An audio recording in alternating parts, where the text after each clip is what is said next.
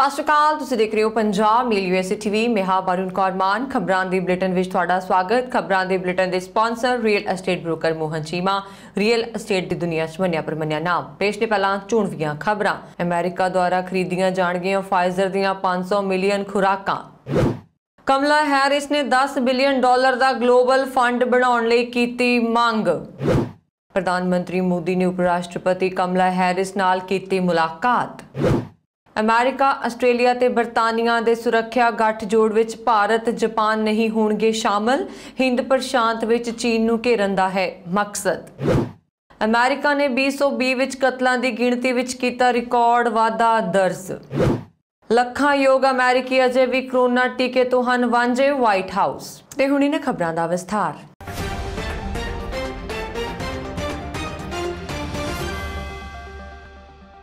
ਅਮਰੀਕੀ ਪ੍ਰਸ਼ਾਸਨ ਦੁਆਰਾ ਵਿਸ਼ਵ ਭਰ ਵਿੱਚ ਵੰਡਣ ਲਈ ਫਾਈਜ਼ਰ ਕੰਪਨੀ ਦੀਆਂ ਲੱਖਾਂ ਕਰੋਨਾ ਵੈਕਸੀਨ ਦੀਆਂ ਖੁਰਾਕਾਂ ਖਰੀਦੀਆਂ ਜਾਣਗੀਆਂ। ਇਸ ਸੰਬੰਧੀ ਰਾਸ਼ਟਰਪਤੀ ਜੋ ਬਾਈਡਨ ਨੇ ਬੁੱਧਵਾਰ ਨੂੰ ਕਿਹਾ ਕਿ ਅਮਰੀਕਾ ਦੁਨੀਆ ਭਰ ਦੇ ਗਰੀਬ ਦੇਸ਼ਾਂ ਨੂੰ ਦੇਣ ਦੇ ਲਈ ਫਾਈਜ਼ਰ ਦੇ ਕੋਵਿਡ-19 ਟੀਕੇ ਦੀਆਂ 500 ਮਿਲੀਅਨ ਹੋਰ ਖੁਰਾਕਾਂ ਖਰੀਦੇਗਾ। ਇਸ ਨਾਲ ਕਰੋਨਾ ਖੁਰਾਕਾਂ ਦੀ ਗਿਣਤੀ ਬਾਈਡਨ ਦੁਆਰਾ ਸਹਾਇਤਾ ਲਈ ਮਿੱਥੇ ਗਏ ਟੀਚੇ ਨਾਲੋਂ ਦੁੱਗਣੇ ਤੋਂ ਵੀ ਵੱਧ ਹੋ ਜਾਵੇਗੀ। ਬਾਈਡਨ ਨੇ ਵਿਸ਼ਵ ਨੇਤਾਵਾਂ ਨਾਲ ਇੱਕ ਵਰਚੁਅਲ ਸਿਖਰ ਸੰਮੇਲਨ ਦੌਰਾਨ ਮਹਾਮਾਰੀ ਨੂੰ ਹਰਾਉਣ ਉੱਤੇ ਜ਼ੋਰ ਦਿੱਤਾ। ਬਾਈਡਨ ਨੇ ਦੱਸਿਆ ਕਿ ਅਮਰੀਕੀ ਪ੍ਰਸ਼ਾਸਨ ਨੇ ਕਿਸੇ ਵੀ ਹੋਰ ਦੇਸ਼ ਨਾਲੋਂ ਜ਼ਿਆਦਾ ਲਗਭਗ 160 ਮਿਲੀਅਨ ਕਰੋਨਾ ਵੈਕਸੀਨ ਦੀਆਂ ਖੁਰਾਕਾਂ ਨੂੰ 100 ਦੇਸ਼ਾਂ ਵਿੱਚ ਭੇਜਿਆ ਹੈ। ਇਸੇ ਹੀ ਲੜੀ ਤਹਿਤ ਲਗਭਗ ਅੱਧਾ ਬਿਲੀਅਨ ਖੁਰਾਕਾਂ ਅਗਲੇ ਸਾਲ ਦੇ ਸਮੇਂ ਤੱਕ ਭੇਜ ਦਿੱਤੀਆਂ ਜਾਣਗੀਆਂ। ਇਹ ਖੁਰਾਕਾਂ ਬਾਈਡਨ ਪ੍ਰਸ਼ਾਸਨ ਦੁਆਰਾ ਦਿੱਤੀਆਂ ਜਾਣ ਵਾਲੀਆਂ 1.1 ਬਿਲੀਅਨ ਖੁਰਾਕਾਂ ਦਾ ਹਿੱਸਾ ਨੇ। ਬਾਈਡਨ ਅਨੁਸਾਰ ਅਮਰੀਕੀ ਟੀਕੇ ਕੋਵੈਕਸ ਗਲੋਬਲ ਵੈਕਸੀਨ ਏਜੰਸੀ ਦੁਆਰਾ ਵੰਡੇ ਜਾਣਗੇ। ਜ਼ਿਕਰਯੋਗ ਹੈ ਕਿ ਦੁਨੀਆ ਦੀ ਲਗਭਗ 43% ਆਬਾਦੀ ਨੂੰ 5.9 ਬਿਲੀਅਨ ਤੋਂ ਵੱਧ ਖੁਰਾਕਾਂ ਦਿੱਤੀਆਂ ਗਈਆਂ ਨੇ, ਪਰ ਸਭ ਤੋਂ ਵੱਧ ਗਰੀਬ ਕੁਝ ਦੇਸ਼ਾਂ ਨੇ ਅਜੇ ਵੀ 2 ਜਾਂ 3% ਤੋਂ ਵੱਧ ਟੀਕਾਕਰਨ ਦੀਆਂ ਦਰਾਂ ਪ੍ਰਾਪਤ ਨਹੀਂ ਕੀਤੀਆਂ। ਅਮਰੀਕਾ ਦੀ ਉਪ ਰਾਸ਼ਟਰਪਤੀ ਕਮਲਾ ਹੈਰਿਸ ਨੇ ਬੁੱਧਵਾਰ ਨੂੰ ਭਵਿੱਖ ਦੀਆਂ ਮਹਾਮਾਰੀਆਂ ਲਈ ਤਿਆਰੀ ਨੂੰ ਜ਼ਰੂਰੀ ਦੱਸਦੇ ਹੋਏ ਦੁਨੀਆ ਭਰ ਦੇ ਦੇਸ਼ਾਂ ਅਤੇ ਕੰਪਨੀਆਂ ਨੂੰ ਅਗਲੇ ਸਿਹਤ ਸੰਕਟਾਂ ਨਾਲ ਨਜਿੱਠਣ ਲਈ $10 ਬਿਲੀਅਨ ਦਾ ਗਲੋਬਲ ਹੈਲਥ ਫੰਡ ਬਣਾਉਣ ਲਈ ਅਪੀਲ ਕੀਤੀ ਹੈ। ਕਮਲਾ ਹੈਰਿਸ ਅਨੁਸਾਰ ਇਸ ਫੰਡ ਵਿੱਚ ਅਮਰੀਕਾ ਵੱਲੋਂ $250 ਮਿਲੀਅਨ ਨਾਲ ਸ਼ੁਰੂਆਤੀ ਯੋਗਦਾਨ ਪਾਇਆ ਜਾਏਗਾ। ਹੈਰਿਸ ਨੇ ਯੂਨਾਈਟਿਡ ਨੇਸ਼ਨਜ਼ ਮਹਾਸਭਾ ਦੇ ਦੌਰਾਨ ਆਯੋਜਿਤ ਕੀਤੇ ਇੱਕ ਵਰਚੁਅਲ ਕੋਵਿਡ-19 ਸੰਮੇਲਨ ਦੌਰਾਨ ਇਹ ਐਲਾਨ ਕੀਤਾ। ਭਵਿੱਖ ਦੀਆਂ ਮਹਾਮਾਰੀਆਂ ਨੂੰ ਰੋਕਣ ਵਾਲੇ ਇੱਕ ਸੈਸ਼ਨ ਦੀ ਪ੍ਰਧਾਨਗੀ ਕਰਦਿਆਂ ਹੈਰਿਸ ਨੇ ਕੋਵਿਡ-19 ਨੂੰ ਇੱਕ ਟਿਪਿੰਗ ਪੁਆਇੰਟ ਕਰਾਰ ਦਿੱਤਾ। ਹੈਰਿਸ ਅਨੁਸਾਰ ਮਾਹਿਰਾਂ ਨੇ ਪੁਸ਼ਟੀ ਕੀਤੀ ਹੈ ਕਿ ਭਵਿੱਖ ਦੇ ਜੈਵਿਕ ਖਤਰੇ ਦੀ ਢੁਕਵੀਂ ਤਿਆਰੀ ਲਈ ਲੋੜੀਂਦਾ ਫੰਡ ਨਹੀਂ ਹੈ, ਇਸ ਲਈ ਹੁਣ ਕਾਰਵਾਈ ਕਰਨ ਦਾ ਸਮਾਂ ਹੈ। ਇਸ ਮੌਕੇ ਉਹਨਾਂ ਨੇ ਕਿਹਾ ਕਿ ਅਮਰੀਕਾ ਇਸ ਫੰਡ ਨੂੰ ਸ਼ੁਰੂ ਕਰਨ ਲਈ $250 ਮਿਲੀਅਨ ਦਾ ਯੋਗਦਾਨ ਦੇਣ ਲਈ ਤਿਆਰ ਹੈ, ਜਿਸ ਨਾਲ ਕਿ ਭਵਿੱਖ ਵਿੱਚ ਸਾਹਮਣੇ ਆਉਣ ਵਾਲੀਆਂ ਵੱਡੀਆਂ ਸਮੱਸਿਆਵਾਂ ਨੂੰ ਵਿਸ਼ਵ ਪੱਧਰ ਤੇ ਹੱਲ ਕੀਤਾ ਜਾ ਸਕੇ। ਪ੍ਰਧਾਨ ਮੰਤਰੀ ਨਰਿੰਦਰ ਮੋਦੀ ਨਾਲ ਮੁਲਾਕਾਤ ਦੌਰਾਨ ਅਮਰੀਕੀ ਉਪ ਰਾਸ਼ਟਰਪਤੀ ਕਮਲਾ ਹੈਰਿਸ ਨੇ ਖੁਦ ਮੰਨਿਆ ਕਿ ਪਾਕਿਸਤਾਨ ਦੀ ਧਰਤੀ ਤੇ ਕਈ ਅੱਤਵਾਦੀ ਸੰਗਠਨ ਸਰਗਰਮ ਨੇ। ਇਨ੍ਹਾਂ ਅੱਤਵਾਦੀਆਂ ਨੂੰ ਪਾਕਿਸਤਾਨ ਦੀ ਸ਼ਹਿ ਪ੍ਰਾਪਤ ਹੈ। ਇਹ ਜਾਣਕਾਰੀ ਵਿਦੇਸ਼ ਸਕੱਤਰ ਹਰਸ਼ਵਰਧਨ ਨੇ ਟਵੀਟ ਕਰਕੇ ਦਿੱਤੀ।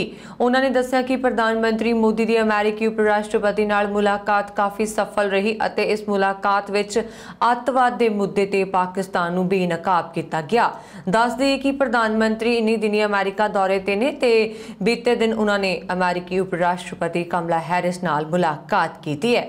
ਮੁਲਾਕਾਤ ਦਾ ਜਾਣਕਾਰੀ ਦਿੰਦੇ ਹੋਏ ਵਿਦੇਸ਼ ਸਕੱਤਰ ਨੇ ਦੱਸਿਆ ਕਿ ਕਮਲਾ ਹੈਰਿਸ ਨੇ ਖੁਦ ਮੰਨਿਆ ਕਿ ਤਾਲਿਬਾਨ ਦੀ ਮਦਦ ਕਰਨ ਵਿੱਚ ਪਾਕਿਸਤਾਨ ਦਾ ਹੱਥ ਹੈ। ਉਹਨਾਂ ਨੇ ਪਾਕਿਸਤਾਨ ਨੂੰ ਸਾਫ਼ ਸ਼ਬਦਾਂ ਵਿੱਚ ਚੇਤਾਵਨੀ ਦਿੱਤੀ ਹੈ ਕਿ ਉਹ ਭਾਰਤ ਅਤੇ ਅਮਰੀਕਾ ਦੀ ਸੁਰੱਖਿਆ ਦੇ ਲਈ ਖਤਰਾ ਨਾ ਬਣੇ ਅਤੇ ਆਪਣੇ ਇੱਥੋਂ ਅੱਤਵਾਦ ਨੂੰ ਖਤਮ ਕਰੇ। ਇਸ ਦੌਰਾਨ ਉਹਨਾਂ ਨੇ ਭਾਰਤ ਵਿੱਚ ਸਰਹੱਦ ਪਾਰ ਤੋਂ ਹੋ ਰਹੀ ਅੱਤਵਾਦੀ ਸਰਗਰਮੀਆਂ ਤੇ ਵੀ ਸਹਿਮਤੀ ਜਤਾਈ ਹੈ ਅਤੇ ਮੰਨਿਆ ਕਿ ਪਾਕਿਸਤਾਨ ਇਸ ਵਿੱਚ ਅੱਤਵਾਦੀਆਂ ਦੀ ਮਦਦ ਕਰ ਰਿਹਾ। ਦੱਸ ਦਈਏ ਕਿ ਪ੍ਰਧਾਨ ਮੰਤਰੀ ਮੋਦੀ ਕਮਲਾ ਹੈਰਿਸ ਨਾਲ ਉਪ ਰਾਸ਼ਟਰਪਤੀ ਬਣਨ ਤੋਂ ਬਾਅਦ ਪਹਿਲੀ ਮੁਲਾਕਾਤ ਸੀ।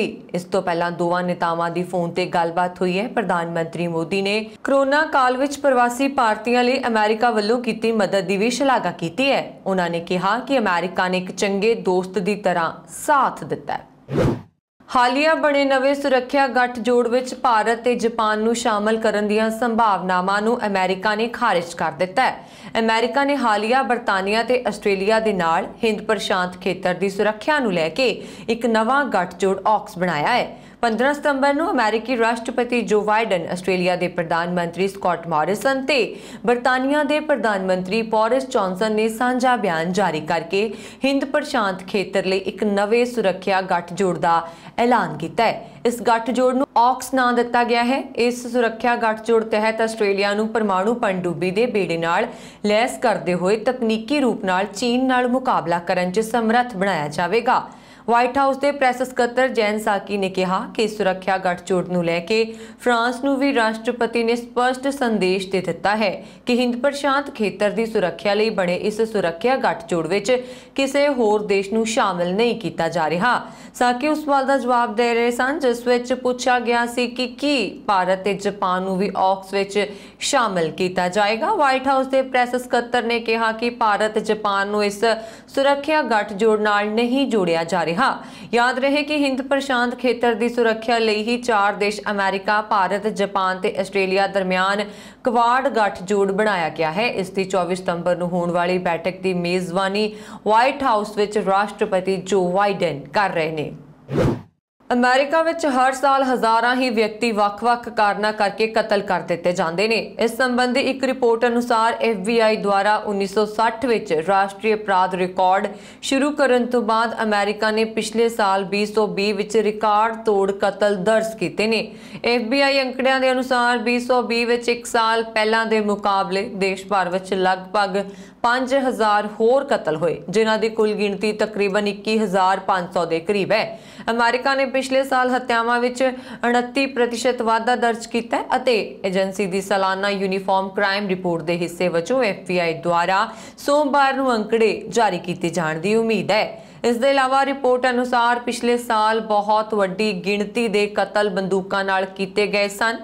अंकड़ियां अनुसार एक खून खराबा पिछले साल अमेरिका के हर खेतर विच देखा गया अते वड्डे शहर इस तो खास प्रभावित होए हन। कोरोना वायरस महामारी की लाग के वाधे ਨੂੰ रोकण ਅਤੇ ਲੋਕਾਂ ਨੂੰ ਸੁਰੱਖਿਆ ਪ੍ਰਦਾਨ ਕਰਨ ਦੇ ਉਦੇਸ਼ ਨਾਲ ਅਮਰੀਕਾ ਵਿੱਚ ਕੋਰੋਨਾ ਵੈਕਸੀਨ ਮੁਹਿੰਮ ਜਾਰੀ ਹੈ। इस प्रक्रिया के चलदियां जिथे लखां अमेरिकी लोगों ने कोरोना टीका लगवाया, उत्थे ही व्हाइट हाउस के अनुसार वैक्सीन लई योग लखां अमेरिकी लोगों ने इस तो वांझे रखा है अपने आप नूं। इस संबंधी जानकारी दिंदियां व्हाइट हाउस के कोविड-19 के डाटा डायरैक्टर साइरस शाहपार ने दस्सिया कि तकरीबन 71 मिलियन अमेरिकी लोग जो टीके के योग हैं, उन्होंने अजे भी टीके की कोई भी खुराक नहीं मिली।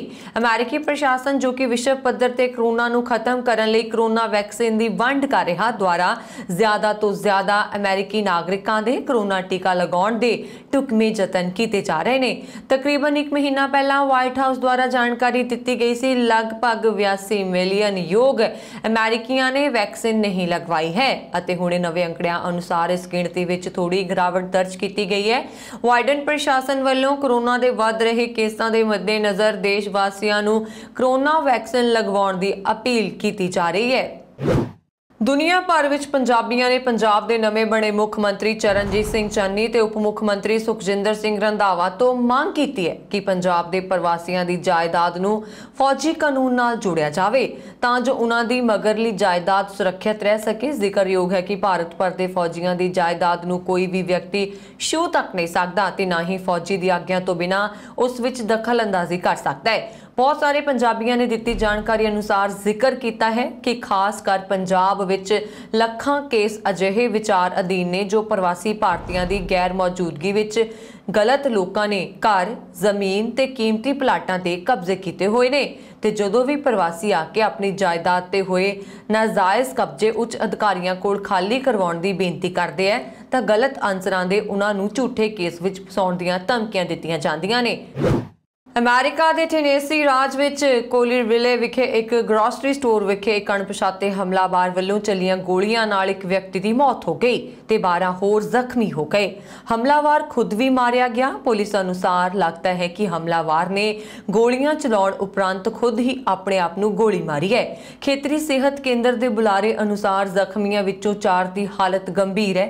मौके के गवाहां ते गाहकां अनुसार गोलियां क्रोगर ग्रोसरी स्टोर के अंदर चलियां ते गोली चलण उपरंत स्टोर अंदर हफड़ा दफड़ी मच गई ते लोगों ने इधर उधर भजना शुरू कर दिता। पुलिस मुखी डेल ने जारी एक ਬਿਆਨ ਵਿੱਚ ਕਿਹਾ ਕਿ ਪੁਲਿਸ ਨੇ ਮੌਕੇ ਉੱਪਰ ਜਾ ਕੇ ਫ੍ਰੀਜ਼ਰਾਂ ਵਿੱਚ ਤੇ ਹੋਰ ਥਾਵਾਂ ਤੇ ਲੁਕੇ ਲੋਕਾਂ ਨੂੰ ਬਾਹਰ ਕੱਢਿਆ। ਉਹਨਾਂ ਨੇ ਕਿਹਾ ਕਿ ਬਹੁਤ ਭਿਆਨਕ ਹੈ, ਇੱਥੇ ਬਹੁਤ ਵਧੀਆ ਲੋਕ ਰਹਿੰਦੇ ਨੇ, ਜੋ ਕੁਝ ਵੀ ਵਾਪਰਿਆ ਹੈ ਉਹ ਬਹੁਤ ਘਿਨਾਉਣਾ ਤੇ ਨਿੰਦਣਯੋਗ ਹੈ। ਉਹਨਾਂ ਨੇ ਕਿਹਾ ਕਿ ਜਿਸ ਸਮੇਂ ਗੋਲੀ ਚੱਲਣ ਦੀ ਘਟਨਾ ਵਾਪਰੀ ਉਸ ਵੇਲੇ ਸਟੋਰ ਦੇ ਅੰਦਰ 44 ਮੁਲਾਜ਼ਮ ਕੰਮ ਕਰ ਰਹੇ ਸਨ। ਕੁਝ ਮੁਲਾਜ਼ਮਾਂ ਨੇ ਦੱਸਿਆ ਕਿ ਜਦੋਂ ਉਹਨਾਂ ਨੇ ਗੋਲੀਆਂ ਚੱਲਣ ਦੀ ਆਵਾਜ਼ ਸੁਣੀ ਤਾਂ ਉਹ ਸਭ ਕੁਝ ਅੰਦਰ ਛੱਡ ਕੇ ਬਾਹਰ ਨੂੰ ਭੱਜੇ।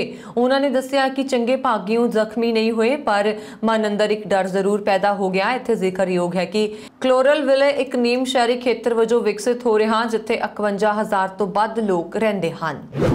ਸੰਯੁਕਤ ਕਿਸਾਨ ਮੋਰਚੇ ਦੇ ਆਗੂਆਂ ਨੇ ਕਿਸਾਨੀ ਧਰਨਿਆਂ ਦੇ 321ਵੇਂ ਦਿਨ ਪ੍ਰੈਸ ਬਿਆਨ ਜਾਰੀ ਕਰਦਿਆਂ ਕਿਹਾ ਕਿ 27 ਸਤੰਬਰ 2021 ਨੂੰ ਐਲਾਨੇ ਗਏ ਭਾਰਤ ਬੰਦ ਤੋਂ ਪਹਿਲਾਂ ਸੰਯੁਕਤ ਕਿਸਾਨ ਮੋਰਚੇ ਨੇ ਹਰ ਭਾਰਤੀ ਨੂੰ ਕਿਸਾਨ ਵਿਰੋਧੀ ਮੋਦੀ ਸਰਕਾਰ ਵਿਰੁੱਧ ਇਤਿਹਾਸਕ ਬੰਦ ਵਿੱਚ ਸ਼ਾਮਲ ਹੋਣ ਦੀ ਅਪੀਲ ਕੀਤੀ ਹੈ। ਆਪਣੇ ਅਪੀਲ ਬਿਆਨ ਵਿੱਚ ਮੋਰਚੇ ਨੇ ਕਿਹਾ ਕਿ ਕਿਸਾਨਾਂ ਦਾ ਵਿਰੋਧ ਹੁਣ ਸਾਡੀ ਅਰਥ ਵਿਵਸਥਾ ਤੇ ਕਾਰਪੋਰੇਟ ਕਬਜ਼ੇ ਨੂੰ ਰੋਕਣ, ਰਾਸ਼ਟਰੀ ਸੰਪਤੀਆਂ ਦੀ ਰਾਖੀ, ਸੰਘਵਾਦ ਨੂੰ ਬਚਾਉਣ, ਲੋਕਤੰਤਰ ਨੂੰ ਮੁੜ ਪ੍ਰਾਪਤ ਕਰਨ ਅਤੇ ਭਾਰਤ ਦੀ ਏਕਤਾ ਦੀ ਰੱਖਿਆ ਲਈ ਇੱਕ ਰਾਸ਼ਟਰੀ ਅੰਦੋਲਨ ਦੇ ਕੇਂਦਰ ਵਿੱਚ ਹੈ। ਮੋਰਚਾ ਸਾਰੇ ਭਾਰਤੀਆਂ ਨੂੰ ਇਸ ਅੰਦੋਲਨ ਵਿੱਚ ਸ਼ਾਮਲ ਹੋਣ ਅਤੇ ਭਾਰਤ ਬੰਦ ਨੂੰ ਇੱਕ ਸ਼ਾਨਦਾਰ ਸਫਲ ਬਣਾਉਣ ਦੀ ਬੇਨਤੀ ਕਰਦਾ ਹੈ। ਸੰਯੁਕਤ ਕਿਸਾਨ ਮੋਰਚੇ ਨੇ ਵਿਸ਼ੇਸ਼ ਤੌਰ ਤੇ ਮਜ਼ਦੂਰਾਂ, ਵਪਾਰੀਆਂ, ਟਰਾਂਸਪੋਰਟਰਾਂ, ਕਾਰੋਬਾਰੀਆਂ, ਵਿਦਿਆਰਥੀਆਂ, ਨੌਜਵਾਨਾਂ ਅਤੇ ਔਰਤਾਂ ਦੀਆਂ ਸਾਰੀਆਂ ਸੰਸਥਾਵਾਂ ਅਤੇ ਸਮਾਜਿਕ ਜਥੇਬੰਦੀਆਂ ਨੂੰ ਬੰਦ ਦੇ ਦਿਨ ਕਿਸਾਨਾਂ ਨਾਲ ਏਕਤਾ ਬਣਾਉਣ ਦੀ ਅਪੀਲ ਕੀਤੀ ਹੈ। ਸੰਯੁਕਤ ਕਿਸਾਨ ਮੋਰਚਾ ਨੇ ਅਪੀਲ ਕਰਦਿਆਂ ਕਿਹਾ ਕਿ ਅਸੀਂ ਸਾਰੀਆਂ ਰਾਜਨੀਤਿਕ ਪਾਰਟੀਆਂ ਅਤੇ ਰਾਜ ਸਰਕਾਰਾਂ ਨੂੰ ਵੀ ਸੱਦਾ ਦਿੰਦੇ ਹਾਂ, ਜਿਨ੍ਹਾਂ ਵਿੱਚੋਂ ਬਹੁਤੀਆਂ ਨੇ ਸਾਡੇ ਪਹਿਲਾਂ ਦੇ ਸੱਦਿਆਂ ਦਾ ਸਮਰਥਨ ਕੀਤਾ ਹੈ ਅਤੇ ਅੰਦੋਲਨ ਦਾ ਸਮਰਥਨ ਕਰਨ ਵਾਲੇ ਮਤੇ ਪਾਸ ਕੀਤੇ ਨੇ। ਇਸ ਭਾਰਤ ਬੰਦ ਨੂੰ ਸਮਰਥਨ ਦੇਣ ਅਤੇ ਲੋਕਤੰਤਰ ਅਤੇ ਸੰਘਵਾਦ ਦੇ ਸਿਧਾਂਤਾਂ ਦੀ ਰਾਖੀ ਲਈ ਕਿਸਾਨਾਂ ਦੇ ਨਾਲ ਖੜੇ ਹੋਣ। ਸਾਡੀ ਸਥਾਪਿਤ ਨੀਤੀ ਦੇ ਤਹਿਤ ਰਾਜਨੀਤਿਕ ਪਾਰਟੀਆਂ ਦੇ ਨੁਮਾਇੰਦੇ ਸੰਯੁਕਤ ਕਿਸਾਨ ਮੋਰਚਾ ਸਟੇਜ ਨੂੰ ਸਾਂਝਾ ਨਹੀਂ ਕਰਨਗੇ। ਜ਼ਿਕਰਯੋਗ ਹੈ ਕਿ ਕੁਝ ਰਾਜ ਸਰਕਾਰਾਂ ਪਿਛਲੇ ਸਮੇਂ ਵਿੱਚ ਸਾਂਝੇ ਕਿਸਾਨ ਮੋਰਚੇ ਵੱਲੋਂ ਦਿੱਤੇ ਬੰਦ ਦੇ ਸੱਦੇ ਦਾ ਸਮਰਥਨ ਕਰਨ ਲਈ ਅੱਗੇ ਆਈਆਂ ਸਨ। ਪ੍ਰਧਾਨ ਮੰਤਰੀ ਨਰਿੰਦਰ ਮੋਦੀ ਅਮਰੀਕੀ ਦੌਰੇ ਤੇ ਨੇ। ਵੀਰਵਾਰ ਨੂੰ ਉਹਨਾਂ ਨੇ ਆਪਣੇ ਪ੍ਰੋਗਰਾਮਾਂ ਦਾ ਸ਼ੁਭ ਆਰੰਭ ਅਮਰੀਕਾ ਦੀਆਂ ਟੌਪ 5 ਕੰਪਨੀਆਂ ਦੇ ਮੁੱਖ ਕਾਰਜਕਾਰੀ ਅਧਿਕਾਰੀਆਂ ਨਾਲ ਮੁਲਾਕਾਤ ਕਰਕੇ ਕੀਤਾ। ਪ੍ਰਧਾਨ ਮੰਤਰੀ ਨੇ ਇਹਨਾਂ ਸੀਈਓਜ਼ ਨੂੰ ਭਾਰਤ ਵਿੱਚ ਉਹਨਾਂ ਦੇ ਪੇਸ਼ੇ ਲਈ ਸੰਭਾਵਨਾਵਾਂ ਬਾਰੇ ਦੱਸਿਆ ਅਤੇ ਉਹਨਾਂ ਨਾਲ ਆਪਣੀ ਉਮੀਦਾਂ ਵੀ ਸਾਂਝੀਆਂ ਕੀਤੀਆਂ। ਇਹਨਾਂ ਸੀਈਓਜ਼ ਨੇ ਮੰਨਿਆ ਕਿ ਭਾਰਤ ਵਿੱਚ ਵਧੀਆ ਕੰਮ ਹੋ ਰਿਹਾ ਹੈ ਅਤੇ ਵੀ ਉੱਥੋਂ ਦੀ ਸਰਕਾਰ ਅਤੇ ਲੋਕਾਂ ਦੇ ਨਾਲ ਮੋਢਾ ਜੋੜ ਕੇ ਕੰਮ ਕਰਨ ਦੇ ਚਾਹਵਾਨ ਨੇ। ਪ੍ਰਧਾਨ ਮੰਤਰੀ ਨੇ ਸਾਰੇ ਸੀਈਓਜ਼ ਨੂੰ ਵਾਰੀ-ਵਾਰੀ ਪੂਰੇ ਗੌਰ ਨਾਲ ਸੁਣਿਆ ਅਤੇ ਉਹਨਾਂ ਨੂੰ ਭਾਰਤ 'ਚ ਹਰ ਸੰਭਵ ਸਹੂਲਤ ਮੁਹੱਈਆ ਕਰਵਾਉਣ ਦਾ ਭਰੋਸਾ ਵੀ ਦਿੱਤਾ ਹੈ। म्यांमार तो आए 7 लाख तो ਵੱਧ रोहिंग्या रिफ्यूजियां की मदद लिए अमेरिका 180 मिलियन अमेरिकी डॉलर की वित्तीय सहायता देगा।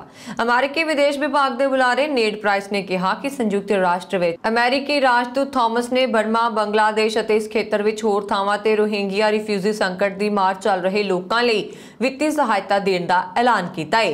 नेड प्राइस ने कहा कि अगस्त 2017 तो हुण तक 1.5 मिलियन अमेरिकी डॉलर तो वध मदद रोहिंग्या रिफ्यूजियां तक पहुंचाई गई है। 7,40,000 तो वध रोहिंगी रिफ्यूजियां नूं म्यांमार दे रखाइन सूबे विच जाती हिंसा अते होर भयानक जुल्मां अते दुर्व्यवहार कारण भज्जण लई मजबूर कर दिता सी। म्यांमार विच 1 फरवरी नूं तख्ता पलट तो बाद उथल-पुथल मची हुई है। सीनियर जनरल मिंग आंग ने दस्सिया कि अगवाई विच उन्हां ने कहा कि म्यांमार दी फौज ने सरकार नूं हटा के 1 साल ਲਈ एमरजेंसी लाई हुई है। तख्ता पलट कारण देश विच ਵੱਡੇ पद्धर ते विरोध प्रदर्शन होया, जिस नूं रोकण लई फौज ने हिंसा का सहारा लिया। अमेरिकी विदेश विभाग ने फौजी सत्ता की हिंसा रोकण, जबरन हिरासत विच लए सारे लोकां नूं रिहा करन, म्यांमार विच फिर तो लोकतंत्र बहाल करन अते आसियान दी पुंज सूत्री समझौता लागू करन दी अपील कीती है। किसी समय पत्रकारां दी हत्या का ऐलान करने वाले मुहम्मद अशरफ गैरत नूं तालिबानियां ने काबुल यूनीवर्सिटी का नवा उप कुलपति चुनिया है। नवे वाइस चांसलर्स के रूप में गैरत की नियुक्ति नाल सोशल मीडिया ते गुस्सा फैल गया ते यूजर्स ने उसके पुराने ट्वीट्स नूं खंगालना शुरू कर दिता। एक यूजर ने यह भी दावा किया कि गैरत नूं बहुत सौखे विषयों में मुश्किल नाल पास अंक मिले सन। उसने कहा कि एक नौजवान ग्रेजुएट डिग्री धारक ने एक बौद्धिक अते तजर्बेकार PhD की जगह ले ली है। आरिफ बहरामी नाम एक महिला यूजर जो काबुल यूनीवर्सिटी में गैरत की सहपाठी सी ने फेसबुक पोस्ट में दावा किया है कि जदों गैरत ਭਾਰਤ ਯੂਨੀਵਰਸਿਟੀ ਵਿੱਚ ਪੜ੍ਹ ਰਿਹਾ ਸੀ, ਉਦੋਂ ਉਹ ਹਮੇਸ਼ਾ ਆਪਣੀਆਂ ਮਹਿਲਾ ਸਾਥੀਆਂ ਅਤੇ ਪ੍ਰੋਫੈਸਰਾਂ ਪ੍ਰਤੀ ਅਪਮਾਨਜਨਕ ਰਵੱਈਆ ਅਪਣਾਉਂਦਾ ਸੀ। ਗੈਰਤ ਦਾ ਦਾਅਵਾ ਹੈ ਕਿ ਆਲੋਚਨਾ ਅਣਉਚਿਤ ਹੈ ਅਤੇ ਕਿਹਾ ਹੈ ਕਿ ਮੈਂ ਤੁਹਾਨੂੰ ਅਪੀਲ ਕਰਦਾ ਹਾਂ ਕਿ ਤੁਸੀਂ ਸ਼ਾਂਤ ਹੋ ਜਾਓ ਅਤੇ ਮੇਰੀ ਸਿੱਖਿਆ ਪਿਛੋਕੜ ਬਾਰੇ ਜਾਂਚ ਕਰੋ। ਜ਼ਿਕਰਯੋਗ ਹੈ ਕਿ ਪਿਛਲੇ ਸਾਲ ਜੂਨ ਵਿੱਚ ਆਪਣੇ ਇੱਕ ਟਵੀਟ ਵਿੱਚ ਗੈਰਤ ਨੇ ਕਿਹਾ ਸੀ ਕਿ ਇੱਕ ਜਾਸੂਸ ਪੱਤਰਕਾਰ 100 ਅਰਬਾਕੀ ਨਾਲੋਂ ਜ਼ਿਆਦਾ ਖਤਰਨਾਕ ਹੁੰਦਾ ਹੈ।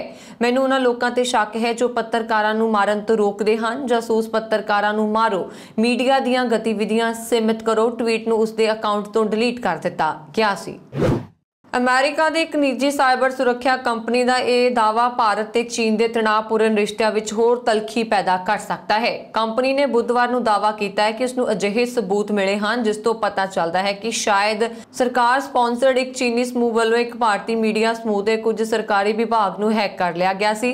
ਮੈਸਾਚਿਊਸੈਟਸ ਸਥਿਤ ਰਿਕਾਰਡਿੰਗ ਫਿਊਚਰ ਦੇ ਇੰਸਟੀਗੇਟ ਗਰੁੱਪ ਨੇ ਕਿਹਾ ਹੈ ਕਿ ਹੈਕਿੰਗ ਸਮੂਹ ਨੇ ਵਿੰਟੀ ਮਾਲਵੇਅਰ ਦੀ ਵਰਤੋਂ ਕੀਤੀ। ਸਮੂਹ ਨੂੰ ਆਰਜ਼ੀ ਤੌਰ ਤੇ TAG28 ਦਾ ਨਾਮ ਦਿੱਤਾ ਗਿਆ। ਵਿੰਟੀ ਮਾਲਵੇਅਰ ਖਾਸ ਤੌਰ ਤੇ ਸਰਕਾਰ ਸਪਾਂਸਰਡ ਲਈ ਚੀਨੀ ਸਰਗਰਮੀ ਸਮੂਹ ਵਿਚਾਲੇ ਸਾਂਝਾ ਕੀਤਾ ਗਿਆ ਹੈ। ਹਾਲਾਂਕਿ ਚੀਨੀ ਅਧਿਕਾਰੀ ਸਰਕਾਰ ਸਪਾਂਸਰਡ ਹੈਕਿੰਗ ਦੇ ਕਿਸੇ ਵੀ ਰੂਪ ਤੋਂ ਇਨਕਾਰ ਕਰਦੇ ਨੇ। ਇਨਸੈਕਟ ਗਰੁੱਪ ਨੇ ਆਪਣੀ ਰਿਪੋਰਟ ਵਿੱਚ ਕਿਹਾ ਕਿ ਸਾਈਬਰ ਹਮਲੇ ਸਰਹੱਦ ਤੇ ਜਾਰੀ ਤਣਾਵਾਂ ਨਾਲ ਜੁੜੇ ਹੋ ਸਕਦੇ ਨੇ। ਰਿਪੋਰਟ ਦੇ ਮੁਤਾਬਕ ਅਗਸਤ 2021 ਦੀ ਸ਼ੁਰੂਆਤ ਵਿੱਚ ਰਿਕਾਰਡ ਕੀਤੇ ਗਏ ਅੰਕੜਿਆਂ ਤੋਂ ਪਤਾ ਲੱਗਦਾ ਹੈ ਕਿ ਸਾਲ 2020 ਦੇ ਮੁਕਾਬਲੇ ਸਾਲ 2021 ਵਿੱਚ ਭਾਰਤੀ ਸੰਗਠਨਾਂ ਤੇ ਕੰਪਨੀਆਂ ਨੂੰ ਟੀਚਾ ਬਣਾਉਣ ਵਾਲੇ ਸ਼ੱਕੀ ਸਰਕਾਰ ਸਪਾਂਸਰਡ ਚੀਨੀ ਸਾਈਬਰ ਸਰਗਰਮੀਆਂ ਦੀ ਗਿਣਤੀ 'ਚ 261% ਦਾ ਵਾਧਾ ਹੋਇਆ ਹੈ। ਫਰਵਰੀ ਤੋਂ ਅਗਸਤ ਤੱਕ 2 ਵਿੰਟੀ ਸਰਵਰਾਂ ਨੇ ਨਾਲ ਇੱਕ ਮੀਡੀਆ ਕੰਪਨੀ ਨੂੰ ਦਿੱਤੇ ਗਏ 4 IPPਤਿਆਂ ਦੀ ਜਾਂਚ ਕੀਤੀ ਗਈ ਹੈ। ਨਿੱਜੀ ਮਲਕੀਅਤ ਵਾਲੀ ਬੰਬਈ ਦੀ ਕੰਪਨੀ ਦੇ ਨੈਟਵਰਕ ਤੋਂ ਕਰੀਬ 500 ਮੈਗਾਬਾਈਟ ਡਾਟਾ ਕੱਢਿਆ ਗਿਆ। ਗੁਰਦੁਆਰਾ ਸਾਹਿਬ ਸਿੰਘ ਸਭਾ ਨੋਵੋਲਾਰਾ ਰੀਜ਼ੋ ਇਮੀਲੀਆ ਇਟਲੀ ਵਿਖੇ ਮਿਤੀ 25 ਸਤੰਬਰ ਨੂੰ ਨੋਵੋਲਾਰਾ ਸ਼ਹਿਰ ਵਿੱਚ ਨੈਸ਼ਨਲ ਧਰਮ ਪ੍ਰਚਾਰ ਕਮੇਟੀ ਇਟਲੀ ਨਾਲ ਮਿਲ ਕੇ ਇੱਕ ਸੈਮੀਨਾਰ ਦਾ ਆਯੋਜਨ ਕੀਤਾ ਜਾ ਰਿਹਾ ਜਿਸ ਦਾ ਵਿਸ਼ਾ ਸੰਵਾਦ ਅਤੇ ਨਾਗਰਿਕ ਭਾਗੀਦਾਰੀ ਹੋਏਗਾ। ਇਹ ਇੱਕ ਜਾਣਕਾਰੀ ਹਿੱਤ ਕੋਰਸ ਦਾ ਪਹਿਲਾ ਸਮਾਗਮ ਹੋਏਗਾ। ਸਮਾਗਮ 10 ਵਜੇ ਸਵੇਰੇ ਆਰੰਭ ਹੋਣਗੇ। 25 ਸਤੰਬਰ ਨੂੰ ਹੋਣ ਵਾਲੇ ਇਸ ਸਮਾਗਮ ਵਿਚਾਰ ਵਟਾਂਦਰਾ ਜਾਣਕਾਰੀ ਸਿਖਲਾਈ ਸੈਮੀਨਾਰਾਂ ਦੀ ਲੜੀ ਦਾ ਪਹਿਲਾ ਸਮਾਗਮ ਹੈ। ਇਸ ਤੋਂ ਬਾਅਦ 23 ਅਕਤੂਬਰ ਨੂੰ ਲੇਨੋ ਗੁਰਦੁਆਰਾ ਸਾਹਿਬ ਵਿਖੇ ਸਮਾਗਮ ਹੋਣਗੇ ਜਿਸ ਦਾ ਵਿਸ਼ਾ ਔਰਤਾਂ ਦੀ ਆਜ਼ਾਦੀ ਅਤੇ ਬਰਾਬਰਤਾ ਹੋਏਗਾ। 13 ਨਵੰਬਰ ਨੂੰ ਗੁਰਦੁਆਰਾ ਸਾਹਿਬ ਵਿਖੇ ਸਮਾਗਮ ਹੋਣਗੇ ਜਿਸ ਦਾ ਵਿਸ਼ਾ ਮਨੁੱਖੀ ਅਧਿਕਾਰ ਅਤੇ ਧਾਰਮਿਕ ਆਜ਼ਾਦੀ ਹੋਏਗਾ। 11 ਦਸੰਬਰ ਨੂੰ ਗੁਰਦੁਆਰਾ ਸਿੰਘ ਸਭਾ ਬੋਰਗੋ ਹੀਮਰਾਦਾ ਲਾਤੀਨਾ ਵਿਖੇ ਸਮੂਹ ਸਰਬ ਧਰਮ ਸੰਵਾਦ ਸੰਮੇਲਨ ਹੋਣਗੇ। ਇਹ ਸਨ ਹੁਣ ਤੱਕ ਦੀਆਂ ਖਬਰਾਂ। ਮੈਨੂੰ ਵਰਿੰਦਰ ਕੌਰ ਮਾਨ ਨੂੰ ਦਿਓ ਆਗਿਆ। ਹੋਰ ਖਬਰਾਂ ਦੇ ਲਈ ਸਾਡਾ YouTube ਚੈਨਲ ਪੰਜਾਬ ਮੇਲ USA TV ਜ਼ਰੂਰ ਸਬਸਕ੍ਰਾਈਬ ਕਰੋ। ਸਤਿ ਸ਼੍ਰੀ ਅਕਾਲ।